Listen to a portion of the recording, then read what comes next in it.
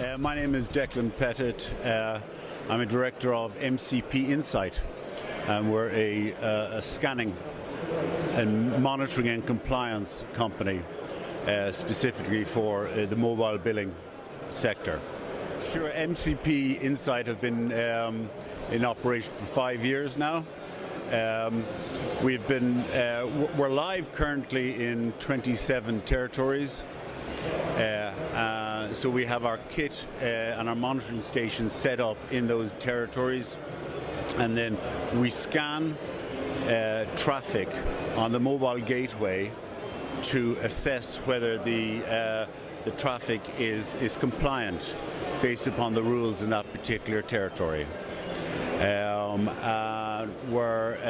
We employ 40 plus people across those territories. Our head office is in the UK, and we are working with all levels of the value chain within the mobile industry. So whether it's a regulator or a network operator or a payment provider, but the main focus for us would be the content providers themselves, because they're the ones who deal with the issue of non-compliance and fraud in the advertising flow. So we would generally contract with them to resolve the issue. Historically, our objective has been to capture and deal with issues of non-compliance, misleading advertising. So there might be an issue with the pricing, there might be an issue with the signposting of the services. Now that's changed in the last couple of years, because there's now a strong element of defrauding the user, so not just misleading them.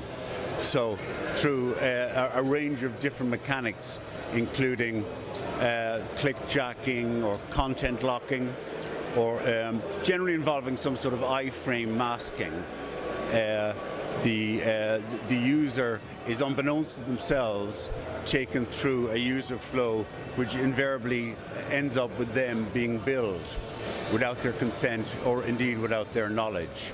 And so that's the key objective for us, to work with the industry and the players within the value chain to stop that, because it has a big effect, obviously, on consumer confidence. And the network operators are obviously very concerned about how their brand can be affected. And so it's a problem that everyone is sharing across the industry, and the approach needs to be a unified one. And the solutions provided need to be able to adopt it to suit that. I think consumers have been educated in terms of the misleading aspect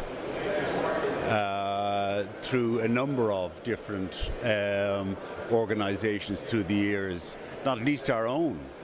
But I think they're less aware of the nature and the extent and the seriousness of the current defrauding that's going on, because a lot of what's happening is automated.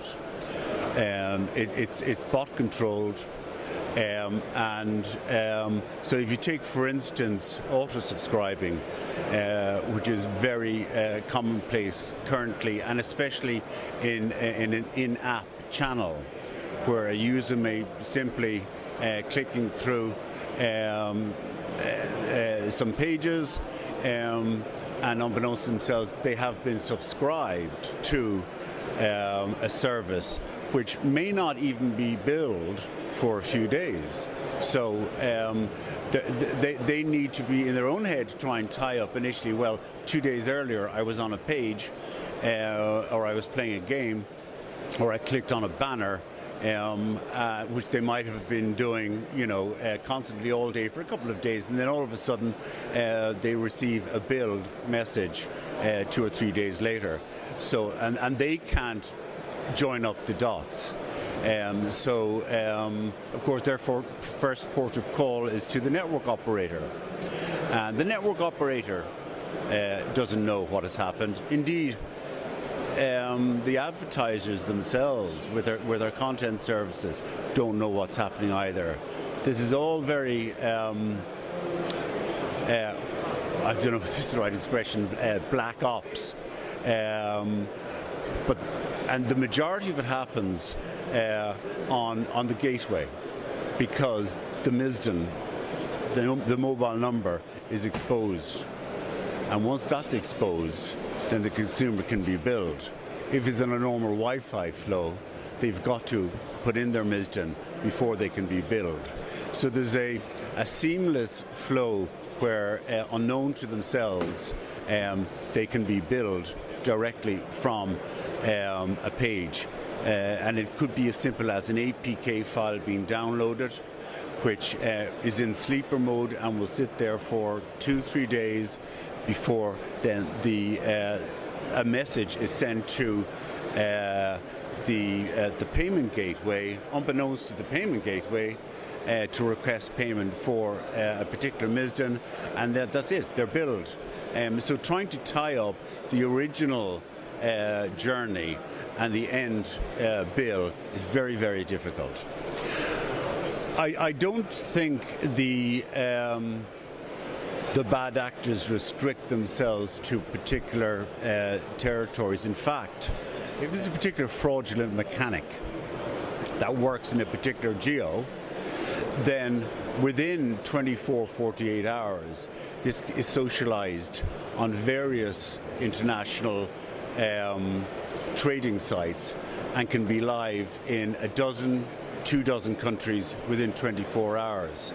Obviously, the territories where the consumer has a larger ARPU are the ones that will be focused on first, and also it's generally focused in kids' environments, because they're more prone to this type of fraud. They're less concerned about what's going on in the background. All they want to do is continue browsing or continue playing their game, and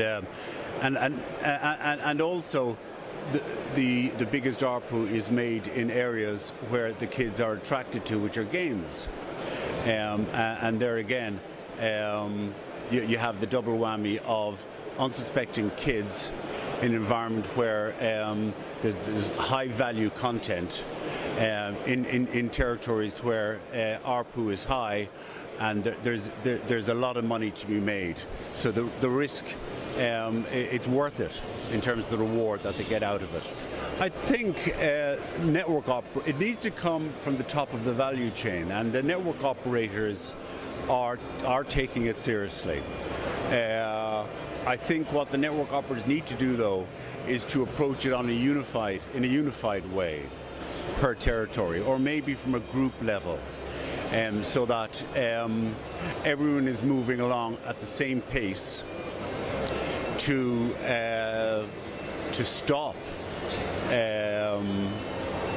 any particular bad actors from making hay in certain areas where network operators are more relaxed. And it's got to be on a territory basis, because you've got 3 or 4 network operators there.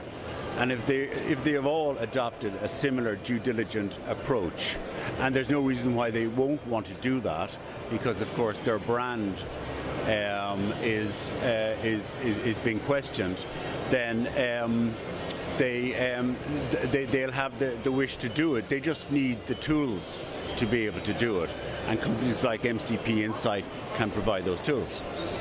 It is very much about educating and socializing this idea of fraud.